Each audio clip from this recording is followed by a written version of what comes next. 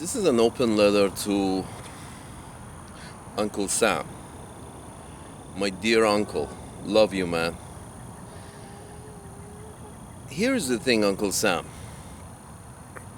Your managers during the past 100 years or so,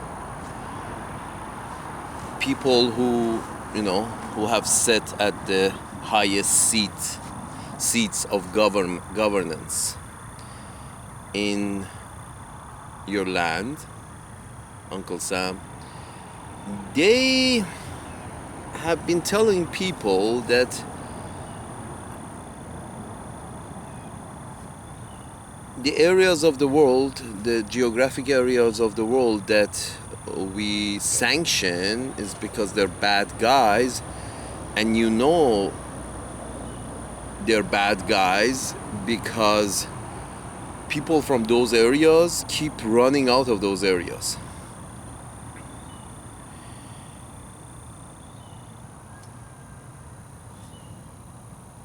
And that's why we sanction them, because they're bad guys. And people are running away because they're bad guys. Bad guys are ruling them. If that was the case, Uncle Sam, Saudi Arabia would have been empty by now. I repeat again. If how the different administrations, your administrations, Uncle Sam, tell your people that people are running out of Cuba because they want freedom.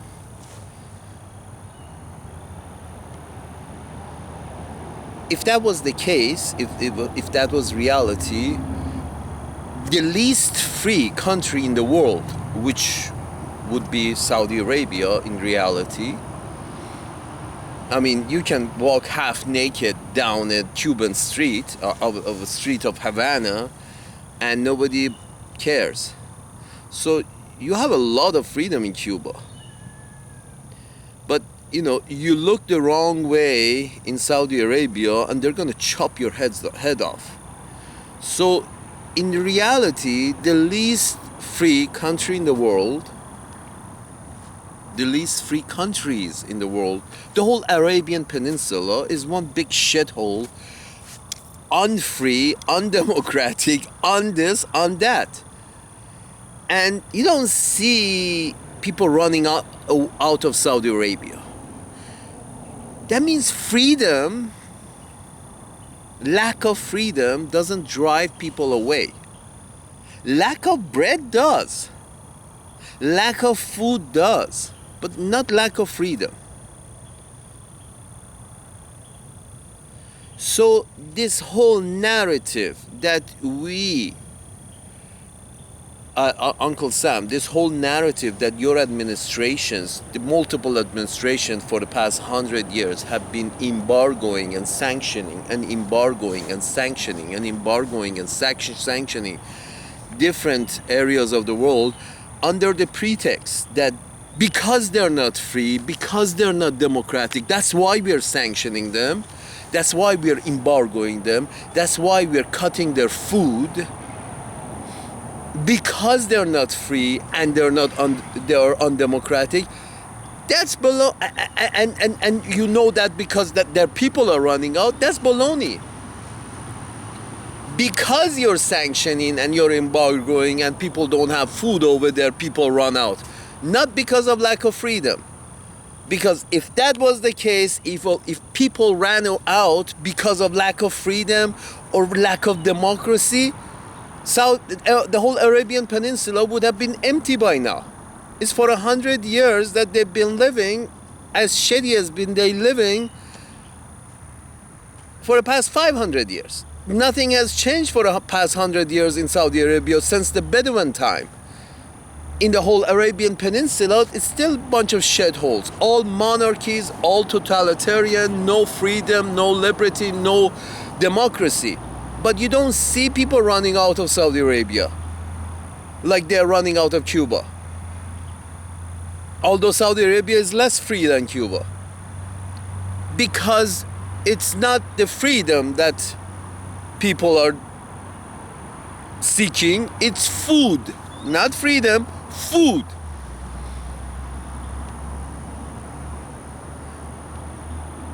So, Uncle Sam, here is what happens.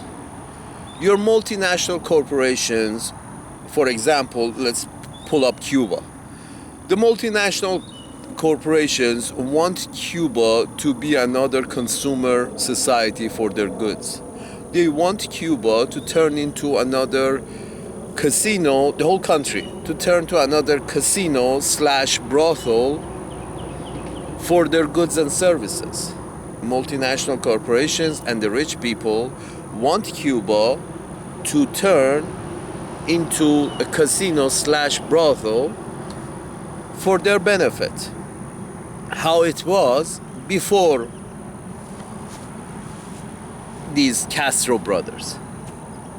Before them, it was a casino slash brothel for the rich and famous and for the profit of the corporations, multinational corporations. They have lost that market. They want that market back. So they tell your politicians that, yeah, designate Cuba as bad, as naughty, as unfree and undemocratic. Now put it under sanctions and embargoes.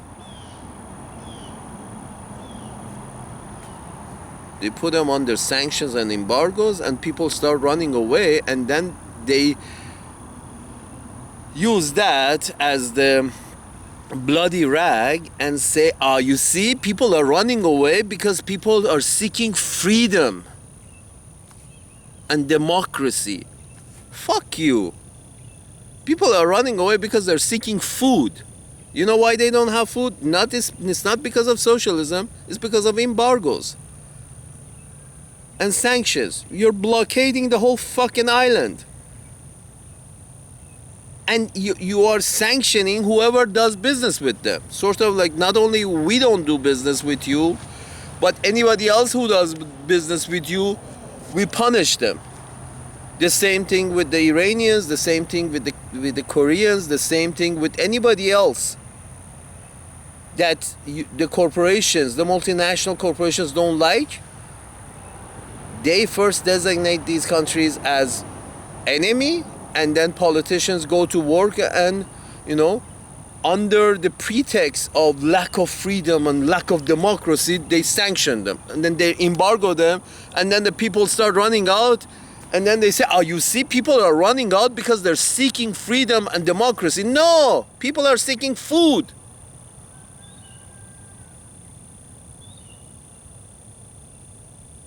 If people moved because of freedom and democracy, because of lack of freedom and democracy, Arabian Peninsula would have been empty by now. I repeat again, if people relocated because of lack of freedom and democracy, the Arabian Peninsula has lacked freedom and democracy for at least the past 100 years, all throughout their history. This democracy and freedom idea, this is a new thing, new generation thing. For all their history, they were living as they're living now, and they're still living as they were living all their history in the Arabian Peninsula. Nothing has changed. But since they're not hungry, they're not moving. I repeat again, people relocate, immigrate, seek refuge 99% of the time because of lack of food, not because of lack of freedom or democracy. My pink-skinned friends, your leaders are lying to you, have been lying to you for the past 100 years. Nobody relocates. 99% of the people who relocate, they don't relocate because of lack of freedom or democracy. They relocate because of lack of food. I can't put it any more simpler than this. My pink-skinned friends, I know your leaders have been spending more money on arms than on your education. So unfortunately, you have become very naive and simple. But therefore, I'm trying to say this as simply as I can. People do not risk their life because of lack of freedom or democracy. People risk their life because of lack of food. And lack of food is there because of embargoes and sanctions. And sanctions are there because your politicians determine to impose sanctions and embargoes. And your politicians determine to put sanctions and embargoes in place because the multinational corporations and the rich people tell them to do so because they're not making enough money in certain geographies in the world, in certain areas in the world that they're not making enough money. They determine that they tell your politicians that to embargo them and sanction them and somehow change the system over there so they can go and make money. End of story.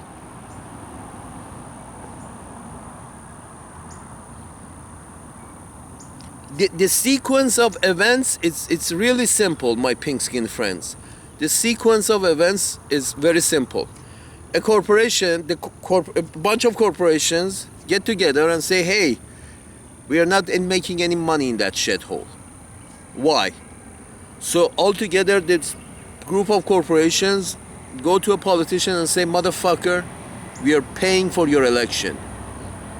We are not making money in, let's say, Cuba. We are not making any money there. And we are paying for your election. You have to do something so we can make money in Cuba. So the politicians say, okay, I can designate them as a terrorist country or a bad guy or whatever. And we are going to bring down sanctions and embargoes on them. The corporation said, good idea. So the politicians impose sanctions and embargo on a country, a geography, a certain area, a certain group of people, like the Cubans. That embargo and sanction brings hunger there. People over there try to escape hunger. The politicians, your politicians, my pink-skinned friends, tell you that they're not escaping hunger, they're escaping because they're looking for freedom and democracy. Due to lack of freedom and democracy, they're escaping. They don't tell you they're escaping hunger. That has been brought up but by their own sanctions and embargoes. They tell you that they're escaping because of lack of freedom and lack of democracy. And the next step is that, okay, we're going to send your children to set them free and bring them democracy. We're going to send your children to war to send them free and bring them democracy. So a bunch of people from that country who have run away for food go, and the rest who have stayed there, they don't have food,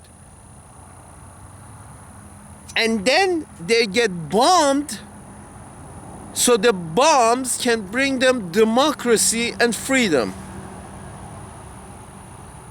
And then once the country is bombed into a shithole, then the politicians give the keys to that country to the multinational corporations, and they tell them, here you go. Now you have that piece of land, that piece of geography. Now you have that population. You can go make money off. End of story. Corporations get what they want. The piece of land and the population and that piece of geography to go and make money. End of story. The whole thing starts with corporations, multinational corporations, large corporations. The whole vicious circle starts with these corporations and ends with these corporations. Through this process, you have a bunch of local victims from those shitholes who, who have risked their life to migrate. Then you have a bunch of victims in that shithole who have died of hunger.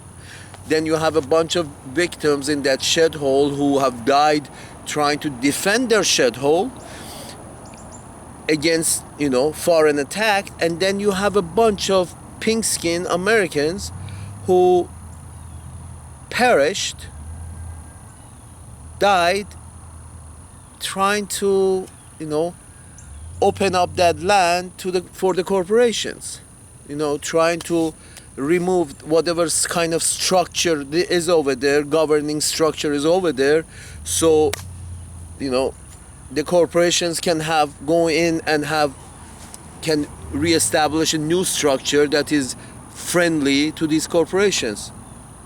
Period. End of story. A vicious circle. Corporation not making money, corporation paying politician for his election, and asking the politician that they want to make money in, for example, Cuba, that they're not making money in. The politician imposes embargo and sanction on a country, let's say Cuba. That embargo and sanction brings hunger to Cuba. Therefore, a bunch of Cubans run away, trying to avoid hunger. The politician tells people that they're not running away because of the hunger that I brought them. They're running away because they want freedom and democracy. The last step is, okay, politician convincing the people that I'm going to risk your children's life to bring them democracy and freedom. Something that the population never asked for, couldn't care for, never cared for, never asked for, wouldn't understand or know it if it slapped them across the face. Freedom and democracy are very, democracy is a very specific form of government that works in some areas of the world and doesn't work in other areas of the world. Democracy is not,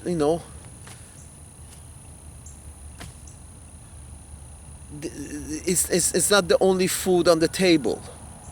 Many populations are, can be only controlled with with other sorts of governing mechanisms. Democracy is not end all to be all. It's it. You cannot have democracy in many different populations. You cannot have a democracy in a fucking African tribal structure. It wouldn't last. It couldn't handle it. It doesn't work. Or in many other places. Eskimos don't have democracy, can't do democracy. Sparsely populated areas can't do democracy.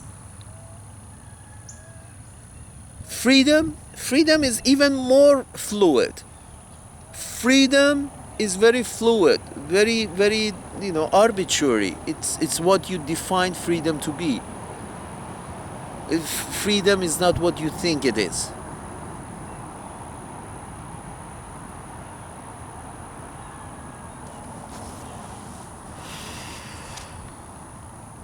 My pink-skinned friends, your politicians are literally lying to you.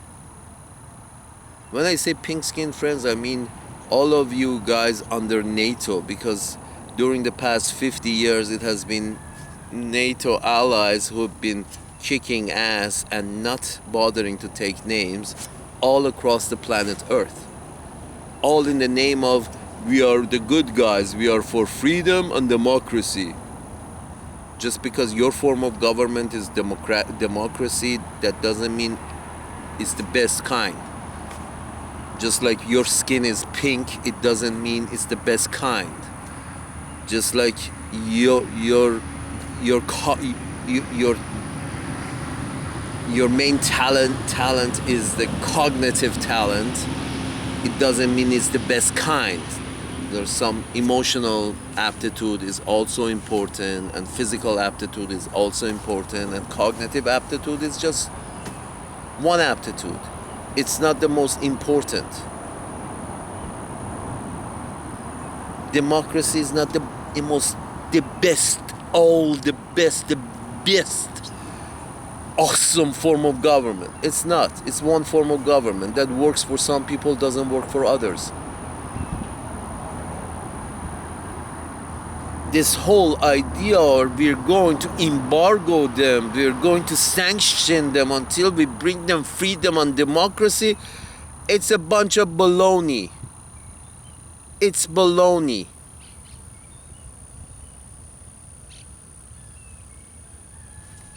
People don't run away because they're seeking freedom and democracy. They run away because they're hungry. And they're hungry because of your sanctions and embargoes. Not because of anything else. The Arab, and whenever you forget this, remember, the Arabian Peninsula, all the shitholes in the Arabian Peninsula, all the shitholes who call themselves a country in the whole Arabian Peninsula, we are talking about Jordan, Saudi Arabia, Syria, UAE, Qatar, Bahrain, Yemen, all of those shitholes in the Arabian Peninsula, none of them, they're all kingdoms, and none of them have freedom or democracy. But you don't see them trying to, run away out of Saudi Arabia. You don't see, people of Saudi Arabia trying to immigrate as by whatever means possible. They don't see many Saudi refugees, although they lack freedom and democracy. You don't see any Saudi refugees. Why? Because they have bread. They have food. So people don't seek refuge because of lack of freedom and democracy. People seek refuge because of lack of food. That means if you treat Cuba as you treat Saudi Arabia and allow them to do business without bothering, without caring about their form of government, Cubans will also not be risking their life trying to reach Miami.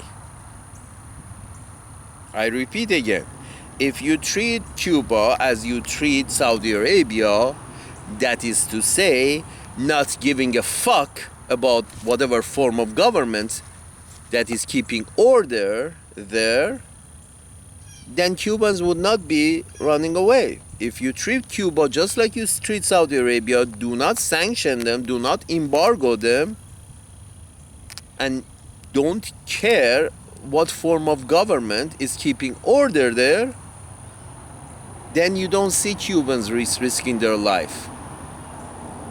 Because Cubans are not risking their life for freedom and democracy. That's bullshit. Cubans are risking their life seeking refuge in United States and other places because of lack of food. And the lack of food have been brought there not because of socialism. The lack of food is there because of embargoes and sanctions.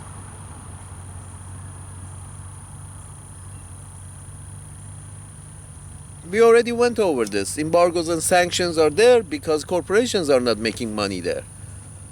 Corporations who pay politicians for, under the table, over the table, for their elections, donate to their elections, whatever the fuck they do. These corporations are the main cause of Cuban and other countries' sanctions and embargoes.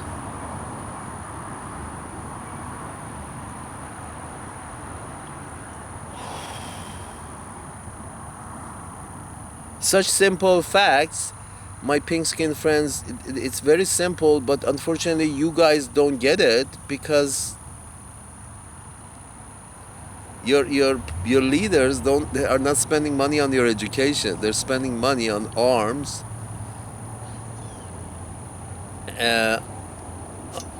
spending money on arms and building up arms until the point that they are comfortable telling you that now is the time to go set them free with bombs. It's unfortunate.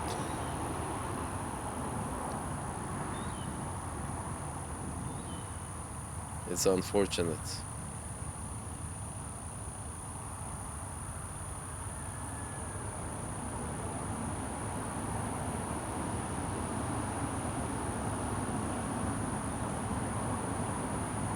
If you have any doubts about that, you can go back and watch that